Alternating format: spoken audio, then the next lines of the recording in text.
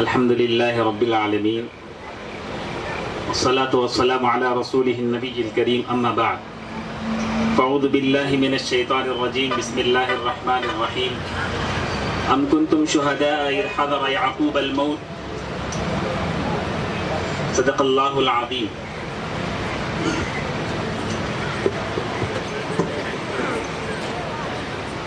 قابل احترام مولانا ڈاکٹر محی الدین غازی صاحب، نیشنل سیکریٹری جماعت اسلامی ہند، قابل احترام جناب محمد رفیق صاحب، امیر حلقہ آندھرا پردیش، قابل احترام ڈائریکٹر سراج العلوم ڈاکٹر محمد غوث صاحب و دیگر ذمہ داران جماعت و ذمہ داران سراج العلوم، معزز سامعین اور پردہ نشین خواتین، السلام علیکم ورحمۃ اللہ وبرکاتہ. میں صبح لگ بھگ 10 بجے سے غالباً 9:30 سے 10 کے قریب سے اس جامعہ کے طلباء کے تقاضے آیتیں اردو زبان میں، انگریزی زبان میں، تیلگو زبان میں، عربی میں بہترین باتیں قرآن و حدیث کی روشنی سے سن رہا تھا اور آپ بھی سماعت فرما رہے تھے. حضرات، انہی بچوں کی گفتگو کو کچھ آگے لے کر چلتا ہوں. آپ نے ان معصوم نونہال بچوں کو دیکھا. یہ جو بچے ہیں در حقیقت یہ قوم کے معمار ہیں. بچپن کی تربیت پتھر پر نقش کرنے کی طرح ہوتی ہے. مناسب وقت پر صحیح تعلیم، صحیح تربیت سے بچوں کو نوازا جاتا ہے تو وہ بچے ماں باپ کی آنکھوں کے ٹھنڈک کے ساتھ معاشرے کے لیے، سماج کے لیے بھی ایک اہم رہنما کی طرح، ایک اہم مربی کی طرح ثابت ہو سکتے ہیں. حضرات، اس دور پرفتن میں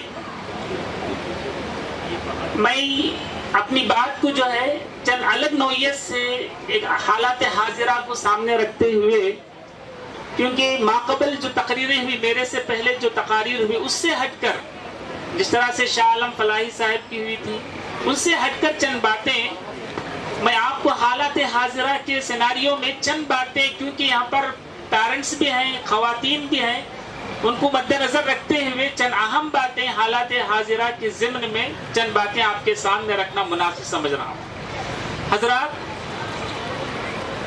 آج کے جس دور میں ہم سانس لے رہے ہیں یہ فتنوں سے بھرا زمانہ ہے، اور ہم یہ سمجھ رہے ہیں کہ ہمارے بچے اسکول جا رہے ہیں اور اسکول سے آ رہے ہیں اور ہمیں ان کی پوچھ تاچھ کرنا، ان کے بارے میں پوچھنا کہ کیا پڑھ کر رہے ہیں، کیا تعلیم حاصل کر رہے ہیں.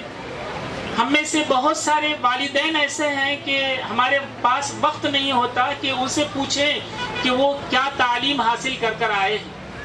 حضرات، جو بھی سلیبس بنتا ہے، NCERT کا ہو یا SCERT کا ہو، نیشنل سلیبس ہو یا اسٹیٹ سلیبس ہو، آپ اپنے بچوں کی بیگ میں، اسکول کی بیگ میں جو کتابوں کا دستہ وہ بچے اٹھا کر جاتے ہیں اور شام گھر واپس آتے ہیں، کبھی دیکھیے گا کہ اس میں سیر حاصل گفتگو کرنے کی کوشش کیجئے گا. وہ جو تمام نصاب ہے، اگر میں 2 لفظوں میں یہ بات کہوں، there is no God،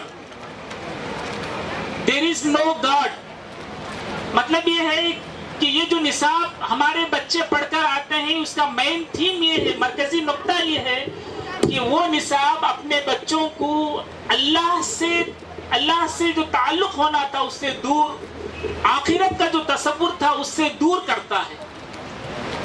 حضرات، اگر آپ دیکھیں اسٹیٹ سلیبس میں 7ویں جماعت کی سماجی علم دیکھیں تو اس میں ایسے بھکتی تحریک کے اتنے بھرمار ہے،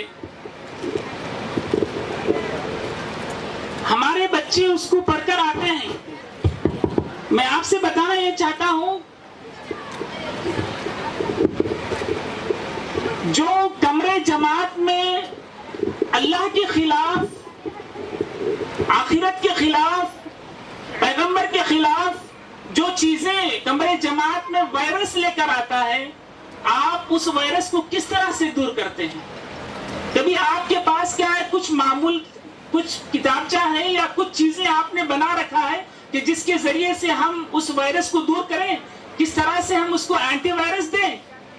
یہی دینی مدارس مکاتب ہیں، ہمارے بچوں کے ذہنوں کو پاک کرتے ہیں۔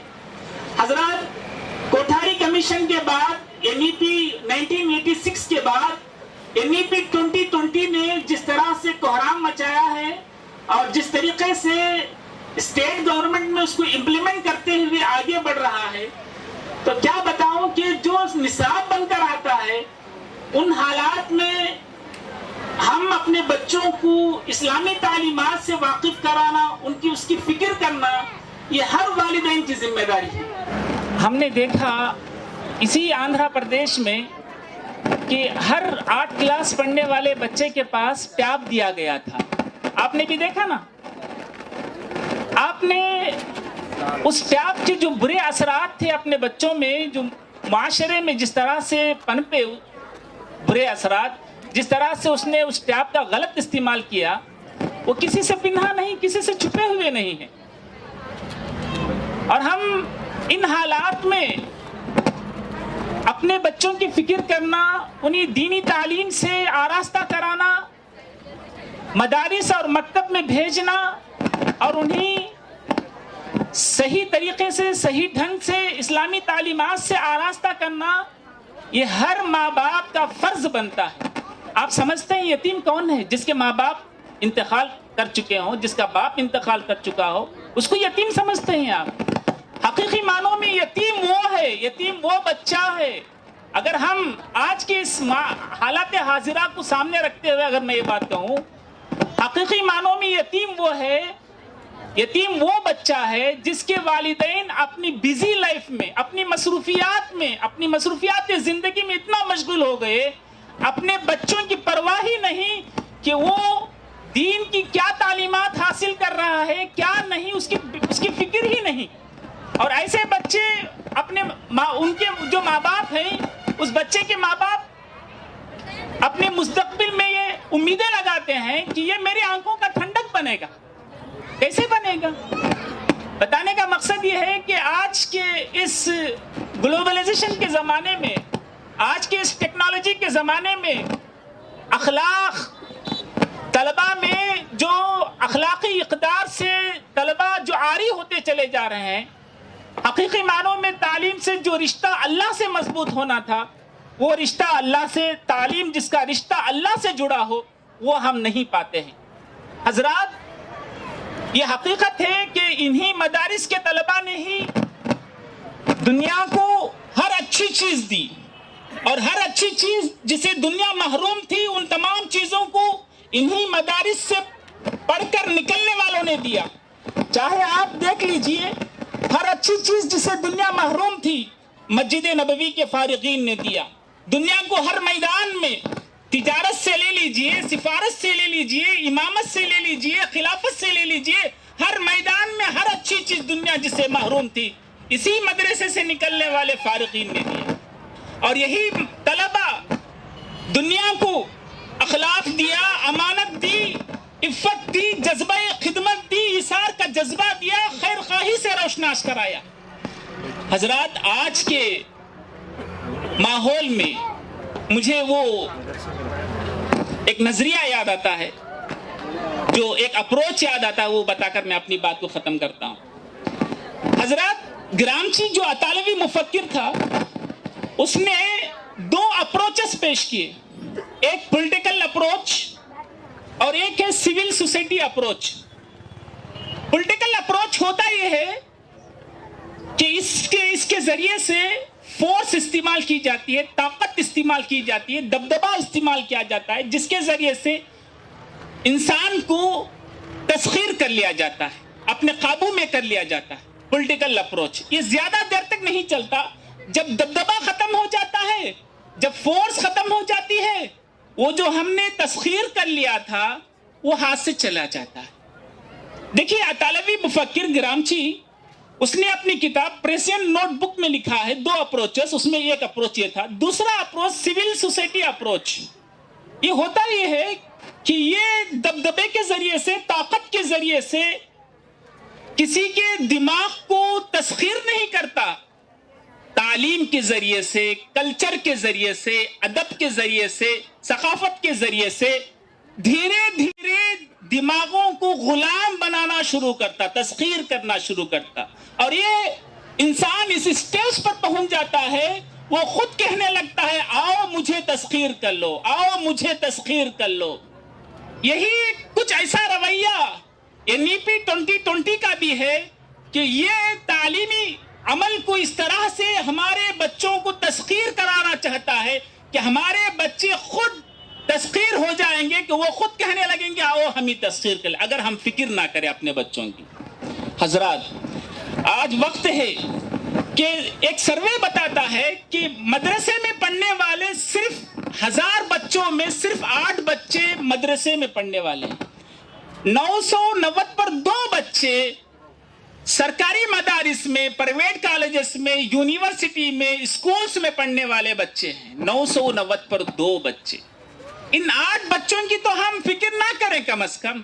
990 पर 2 बच्चे, 992 बच्चे जो हमारे कौम और मिल्लत के बच्चे जो कॉलेजेस में पढ़ रहे हैं, यूनिवर्सिटीज में पढ़ रहे हैं, मॉडल स्कूल्स में पढ़ रहे हैं, सरकारी हाई स्कूल्स में पढ़ रहे हैं, जिला परिषद हाई स्कूल्स में पढ़ रहे हैं, उनके बारे में कौन फिक्र करेगा?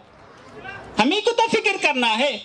और मैं आपको बताऊं कि बहैसियत टीचर मैंने ऐसे ऐसे बच्चों को देखा, 8 क्लास वाला बच्चा, 8 क्लास 9 क्लास पढ़ने वाले बच्चों में ऐसे ऐसे बुरे अखलाक, ऐसे ऐसे बद अखलाक जन्म ले चुके हैं, बताने के लिए शर्म आती।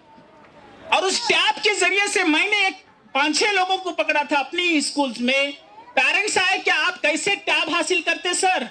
मैंने कहा अब मैं तो जवाब नहीं दूंगा, बस आपको टैब देता हूं। बस वो टैब को मैंने दिया तो वो टैब वो वहीं पर रखकर चले गई वालिदा। जवाब, मुझे सवाल जवाब नहीं, दोबारा हिम्मत नहीं हुई कि उससे वो मुझे बात करे।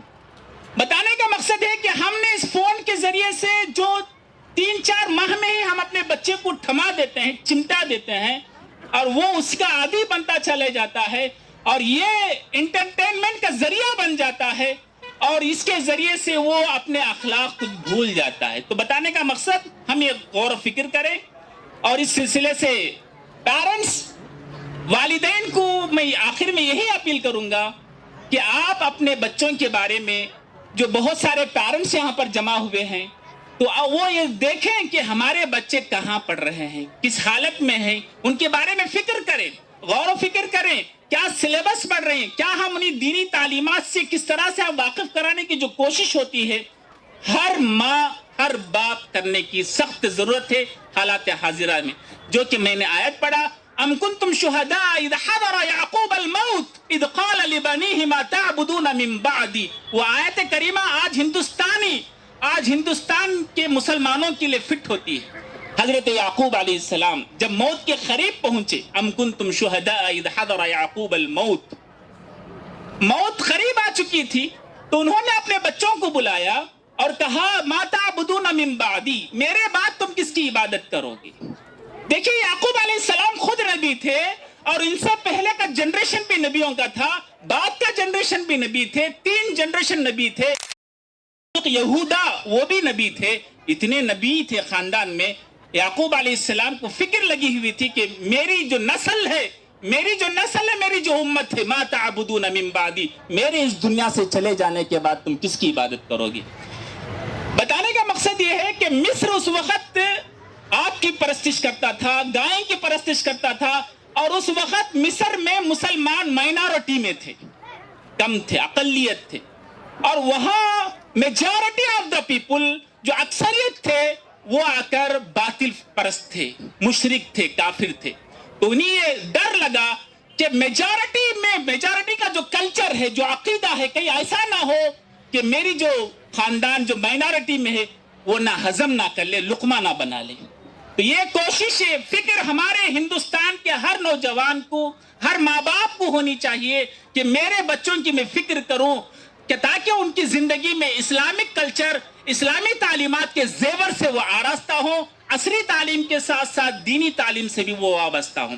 بہرحال میں اپنی بات کو ختم کرتے ہوئے آپ تمام سے یہی امید رکھوں گا کہ آپ اپنے بچوں کی بہتر مستقبل کے لیے اور اچھی تعلیم و تربیت کے لیے اپنے گھر کو بھی خوش اخلاق بنائیں، اور اللہ تعالی ہمارے بچوں میں جو دینی تعلیمات کی ہم آہنگی پیدا فرمائیں۔ السلام علیکم۔